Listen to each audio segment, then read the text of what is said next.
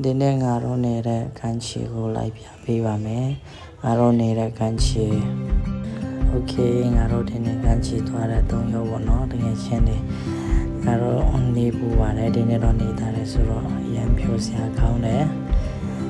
မူးရွာတော့အချိန်တိုင်းအခုခန်းချီပဲရောက်ပြီပေါ့နော်အဲ့ဒါမှဆင်းမယ်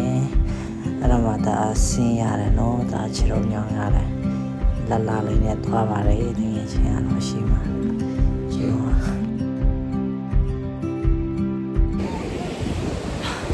အဲ့တော့ကချီရောက်တယ်ဒီမှာတကယ်ချင်းနေတာပေါ့ဒီမှာရင်များချက်မနေတော့ဘူးဟုတ်ကဲ့ရင်များချက်ပြမယ်နော်ပြမယ်လာချက်ပဲဟုတ်ဒီမှာ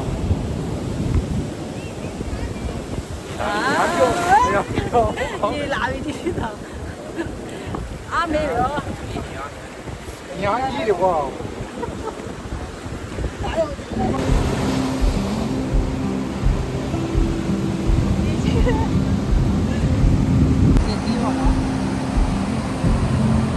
ရတာဘယ်လိုရှိလဲ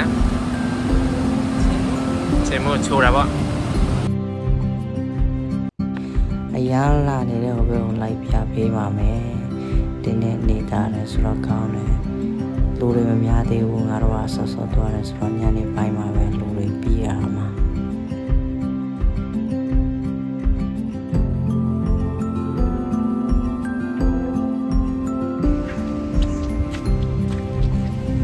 ကျောက်ဆောင်ပါဖေးချင်းနေတာ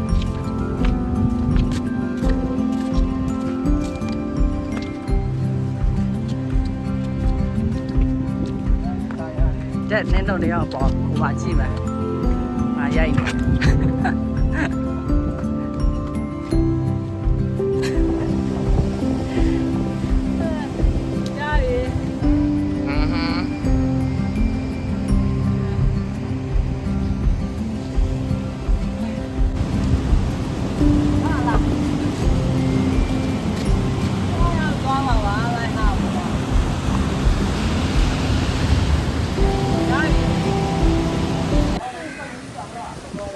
6看的大面的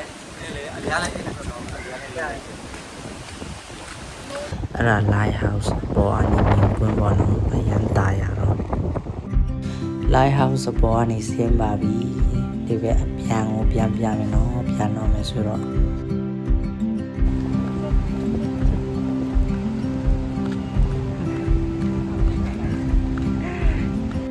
ဒါကတော့ငါတို့နေတဲ့အိမ်ပဲပါနှုတ်ဗီဒီယိုမှာပြန်တွေ့ကြမယ် see you